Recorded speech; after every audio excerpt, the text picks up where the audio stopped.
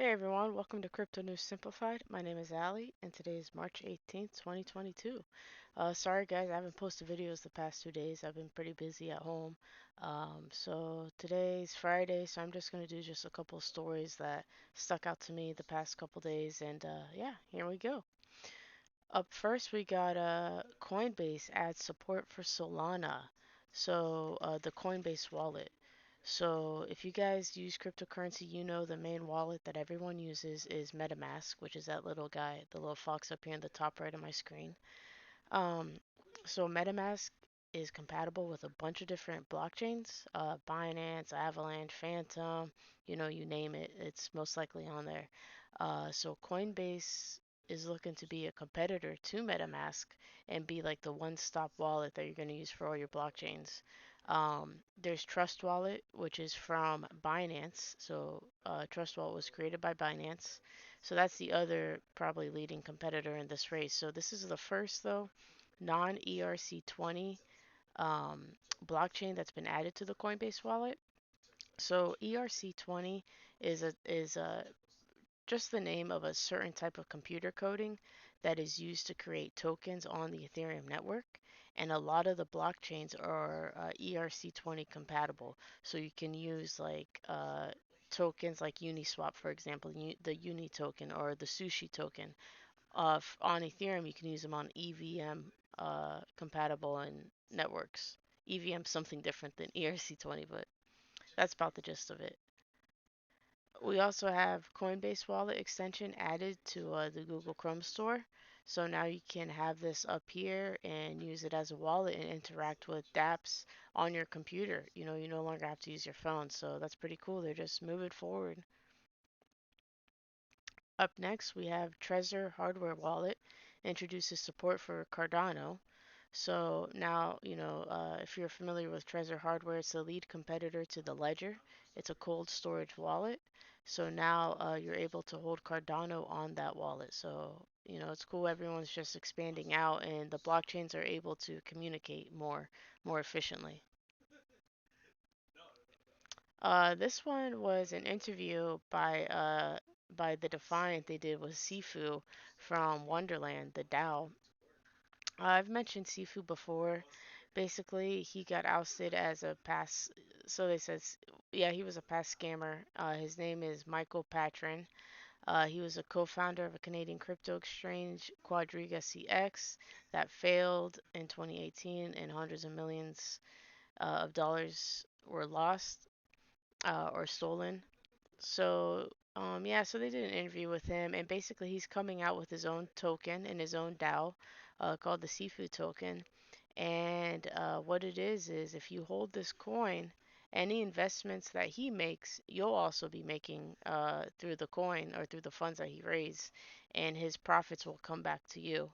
So it's basically you're just raising money to give him to go play with, and if he makes profits, you get profits, and if he makes losses, then you don't get nothing. So I thought this was pretty funny. Sifu is the guy that refuses to just disappear. So, but they talked about Wonderland, because people said he stole money from the treasury. He's saying that he did not. And honestly, with blockchain, anyone can go on and watch and see every transaction. So it's possible to see. But I personally don't have the time to go through the blockchain and verify whether he did or didn't steal money from Wonderland. But we know that when he got doxxed, the just the coin, it was already crashing, but it just crashed even more. So that's the seafood drama. Up next, we have Aave. So Aave is a huge money lending platform on Ethereum, and now they have version 3 protocol is out across 6 different networks. So it's really cool. Aave is like one of the main lending and borrowing protocols. So if you use Aave, you can now use them on 6 different networks, and you can check out all the updates with version 3 as far as reduction in gas, new risk management, faster load times, and all that jazz.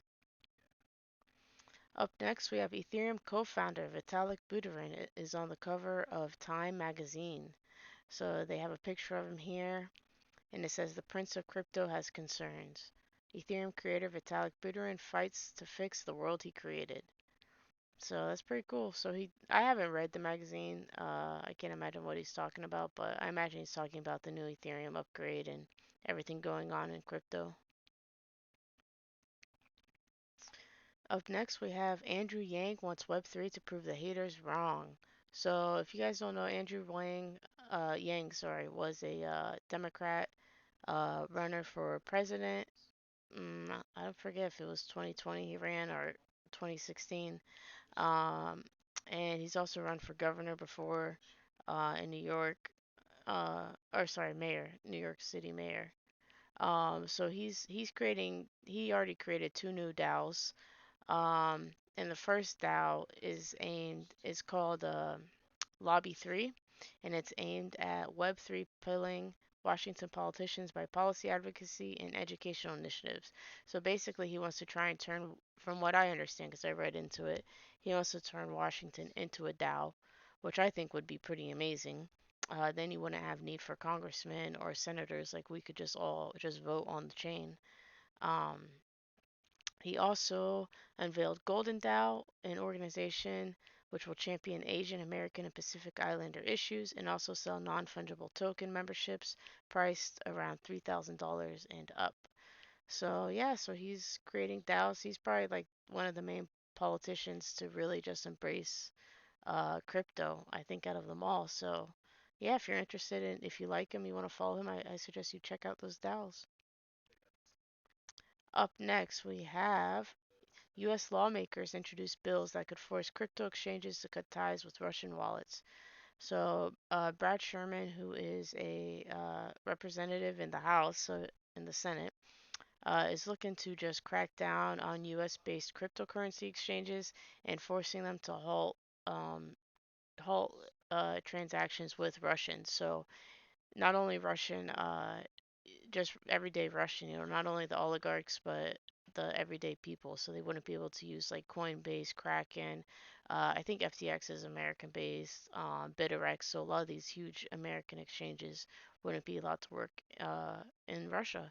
So we'll see if this goes through or not.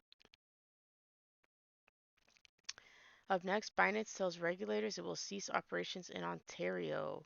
So Binance never had paperwork done, the correct paperwork to operate in Ontario, and the Ontario their version of the SEC called the OSC, so Ontario Securities Commission, has been at them to stop working in Ontario, and so now they're officially going to stop. So they hired a third party firm to just begin the shutting down of operations and to follow the correct paperwork and do all that stuff and work with the OSC. So yeah, if you live in Ontario, you no longer have access to Binance. Up next, we have Anchor Protocol is now live on the Avalanche network. So we had talked about this before. So now you can use your UST through the Avalanche network, or if you prefer using the Terra network, you can use the Terra network. You can see we're on Avalanche because it's red. And if you click here, you can go right back to the Terra chain. Um, Again, guys, blockchains are independent of each other. They don't communicate, and there are certain applications or protocols that you can use to communicate between them, like Wormhole and stuff like that. So this is pretty cool that Anchor Protocol um, built another version of itself on the Avalanche chain, so that you can use UST cross chain now on both chains. And why you would want to use both chains? Well, this depends on what chain you prefer. So if you're doing a lot of things on the Avalanche network, you're playing games over there, you're using Trader Joe, like a lot of your money's in Avalanche. This, you can take your profits, move it into UST on the AVAX chain, and stake it here. Instead of having to move your profits to UST or to another coin, bridge it to Terra, then trade it for UST. It's just a headache. So, but if you prefer using the Terra network, you can always keep everything on the Terra network. So it's just ease of access for people now have more people now have access to Anchor and to UST. Up next, we have Universal Music Group purchased Bored Ape NFTs to launch a virtual music group. So this was pretty crazy news. UMG is the largest music licensing, company in the world, or corporation, I guess if you want to call it. So they have invested and bought a couple of Bored Ape Yacht Club NFTs.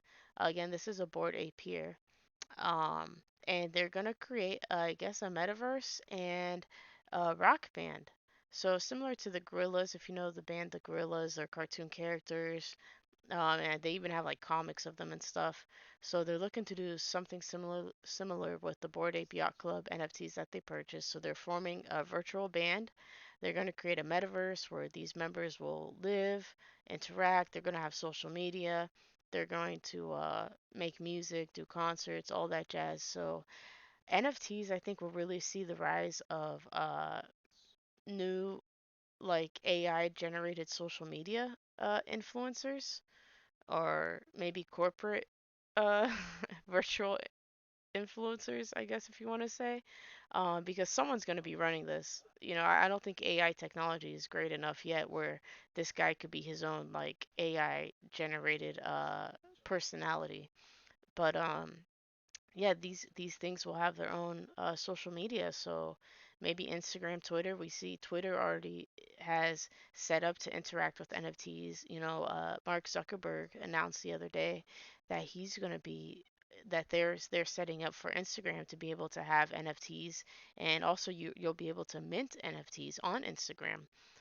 So well, like these companies, these social media companies are opening up the doors to start interacting and having NFTs on their websites. And so I can definitely see like NFT influencers or virtual influencers really taking over. And